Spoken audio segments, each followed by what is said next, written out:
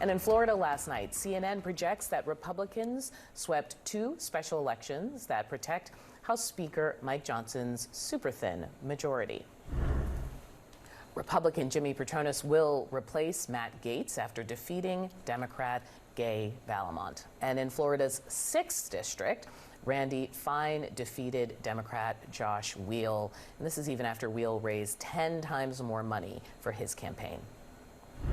I want to start by thanking my opponent for investing $14 million into our local economy. Clearly it didn't work, but our local, oh, all right, hey, my family's here, all right, but our local businesses certainly appreciated it. Joining me now to talk about this, Democratic Congressman Gabe Amo from Rhode Island. Congressman, thank you for joining us here on set.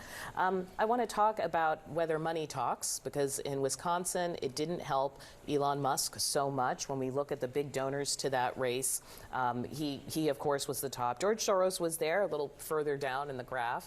But in Florida, it didn't help Democrats to have outraised Republicans. So what do you take away from that? Well, when you look at Wisconsin, we saw a resounding rejection of Elon Musk. He was literally buying votes, gave out $2 million checks, spent $25 million, and there was a 10-point victory, resounding. Now, when you look at Florida, the important thing to note is that these were both deep Republican districts. We're talking in margins where we shouldn't have even been close, and those were effectively cut in half. So we see very clearly that enthusiasm is on the Democratic side. People are rejecting Elon Musk, Donald Trump, and their billionaire buddies in their attempts to shape an America where costs are high and they're running roughshod over our government. I want to challenge something you just said when you said Elon Musk was buying votes. Obviously, there were legal challenges there. The way he actually played this out was to have these various petitions, for example. You sign a petition, you get X amount of money. The people who he gave his big checks to, they had already cast their ballots. The reason why I'm getting into the nitty-gritty of this is because it's maybe about using money effectively.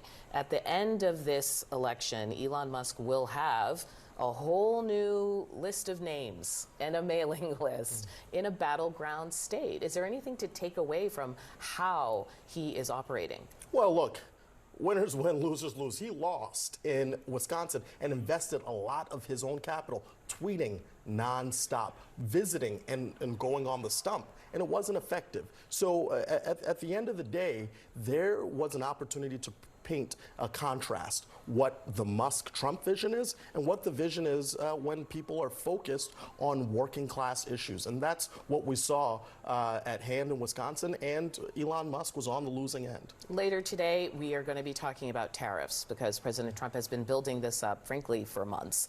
And now we're actually going to hear what those tariffs will be. But what I've been interested in is this kind of mixed signals coming from the unions, particularly in the auto worker community.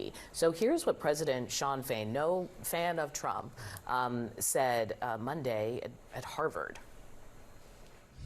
We hear all this talk about tariffs are going to raise the car prices and it's going to cause the price to go up. The price of vehicles went up 35% the last 4 years. It wasn't because of anything that happened with bargaining or anything. It was just flat out greed and consumer price gouging. But where were all those economists then? Why weren't they all raising hell about a 10? Why weren't they having meltdowns on Wall Street then? Because it benefited business. They didn't give a damn.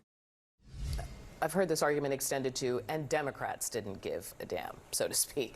So what's your response to how he sees this? Well, I think what Sean Fain puts forth is a broader argument about the thoughtfulness of our policies. And what we see and what we have experienced, certainly the market has suggested as much over March, the worst month we've seen in years, is that the lack of predictability without giving the business owners, without giving consumers an ability to know what costs they're going to be experiencing. That makes a difference. Started to lean towards Trump a bit. You heard, during the election, and so I'm wondering, is this Democrats not keeping an eye on a constituency that's very important to them, that actually is looking at the tariffs and thinking maybe this benefits us and maybe you should be thinking about it differently? We have to be thoughtful. I think there's a contrast here: the recklessness and the arbitrary nature of Donald Trump's approach, and one that is more surgical. And at the end of the day, what what we will see are costs go up for everyday consumers,